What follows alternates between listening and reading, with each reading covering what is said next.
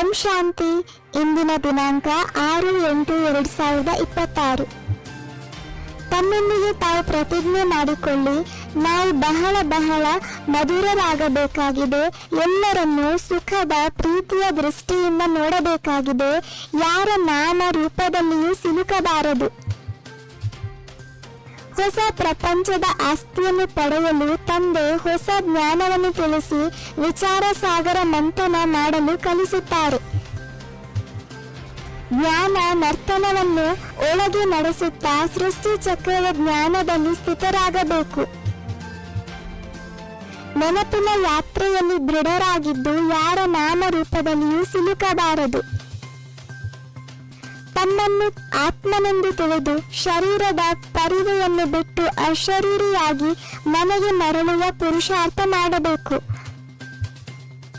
ನೆನಪಿನ ಎಣ್ಣೆಯಿಂದ ಆತ್ಮದ ಜ್ಯೋತಿಯನ್ನು ಸದಾ ಜಾಗೃತವಾಗಿಟ್ಟುಕೊಳ್ಳಬೇಕು.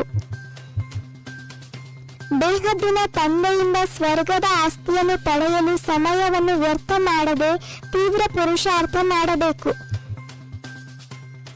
ಪವಿತ್ರತೆಯನ್ನು ಧಾರಣೆ ಮಾಡಿ ತಂದೆ ನೆನಪಿನಿಂದ ತಮೋ ಪ್ರಧಾನರಿಂದ ಸತೋ ಪ್ರಧಾನರಾಗಬೇಕು. ಯೋಗದ ಸಿದ್ಧಿಯಿಂದ ಎಲ್ಲ ಕರ್ಮೇಂದ್ರಿಯಗಳನ್ನು ಶಾಂತಗೊಳಿಸಿ ಯಾವುದೇ ದೇಹಧಾರಿಯಲ್ಲಿ ಕಣ್ಣುಗಳನ್ನು ಮುಳುಗದಂತೆ ಇರಬೇಕು. ಕಾಮ ಮಹಾಶತ್ರುವಿನ ಮೇಲೆ ವಿಜಯ ಗಳಿಸಿ ಮಧುರ ಸ್ವಭಾವ ಮತ್ತು ಪ್ರೇಮ ಸಾಗರ ತಂದೆಯ ಸಮಾನ ಗುಣಗಳನ್ನು ಧಾರಣೆ ಮಾಡಬೇಕು. ಎಲ್ಲರೊಂದಿಗೆ ಪ್ರೀತಿಯ ದೃಷ್ಟಿ ಇಟ್ಟು ಯಾರಿಗೂ ದುಃಖ ಕೊಡದೆ ಬಹಳ ಮಧುರವಾಗಿ ವರ್ತಿಸಬೇಕು. ತಂದೆಯಿಂದ ಸಿಗುವ ಜ್ಞಾನ ರತ್ನಗಳನ್ನು ಧಾರಣೆ ಮಾಡಿ ಮನ್ಮನಾಭವದ ರತ್ನವನ್ನು ಅನ್ಯರಿಗೂ ದಾನ ಮಾಡಬೇಕು. ಆಲ್ರೌಂಡ್ ಸೇವೆಯಲ್ಲಿ ಉಮಂಗದಿಂದ ತೊಡಗಿ ಸೇವಾ ಕೇಂದ್ರಗಳ ವೃದ್ಧಿಗಾಗಿ ಕಲ್ಯಾಣಕಾರಿ ಸೇವೆ ಮಾಡಬೇಕು. ದಯಾಹೃದಯಿಯಾಗಿ ಆತ್ಮರಿಗೆ ಅವಿನಾಶಿ ಜ್ಞಾನ ರತ್ನಗಳ ದಾನ ನೀಡಿ ಜೀವದಾನ ಮಾಡಬೇಕು.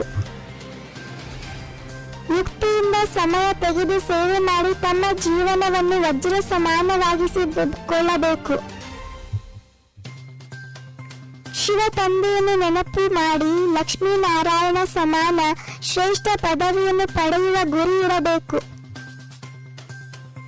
ನೆನಪಿನ ರಾಜಯೋಗದಿಂದ ವಿಕಾರಗಳನ್ನು ಜಯಿಸಿ ತಮ್ಮ ದೋಣಿಯನ್ನು ಪಾರು ಮಾಡಿಕೊಳ್ಳಬೇಕು. ತಮ್ಮ ಅವಗುಣಗಳನ್ನು ಪರಿಶೀಲಿಸಿ ಅವನ್ನು ತೆಗೆದುಹಾಕುವ ಪುರುಷಾರ್ಥ ಮಾಡಿ ಮನಸ ವಾಚ ಕರ್ಮಣ ಪವಿತ್ರರಾಗಬೇಕು. ಶ್ರೀಮತದಂತೆ ತನು ಮನ ಧನದಿಂದ ತಮ್ಮ ಹಾಗೂ ಇಡೀ ವಿಶ್ವದ ಸೇವೆಯಲ್ಲಿ ತೊಡಗಿರಬೇಕು. ಡಬಲ್ ಅಹಿಂಸಕರಾಗಿ ವಿಕಾರ ಮತ್ತು ಹಿಂಸೆಯಿಂದ ದೂರವಿದ್ದು ವಿಜಯದ ಅಧಿಕಾರಿಗಳಾಗಬೇಕು. ಸಂಪೂರ್ಣ ಸಮರ್ಪಣೆಯ ಮೂಲಕ ದೇಹಾಭಿಮಾನವನ್ನು ಅರ್ಪಣೆ ಮಾಡಿ ಸರ್ವಗುಣ ಸಂಪನ್ನರಾಗಿ ಸದಾ ವಿಜಯಿಗಳಾಗಬೇಕು. ಮನಸ್ಸನ್ನು ವಶದಲ್ಲಿಟ್ಟುಕೊಂಡು ಮನ್ಮನಾಭವ ಸ್ಥಿತಿಯಲ್ಲಿ ಸ್ಥಿತರಾಗಿ ಆತ್ಮೀಯ ಸ್ಮೃತಿಯಿಂದ ಪವಿತ್ರ ದೃಷ್ಟಿ ಮತ್ತು ವೃತ್ತಿಯನ್ನು ಧಾರಣೆ ಮಾಡಬೇಕು.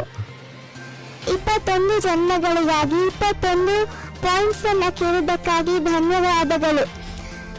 ನಿಮ್ಮದೇ ಆದ ಈ ಚಾನೆಲ್ ಅನ್ನ ಸಬ್ಸ್ಕ್ರೈಬ್ ಮಾಡಿ ಹಾಗೂ ಈ ವಿಡಿಯೋನ ಶೇರ್ ಹಾಗೂ ಲೈಕ್ ಮಾಡೋದನ್ನು ಮರಿಬೇಡಿ. ಓಂ ಶಾಂತಿ.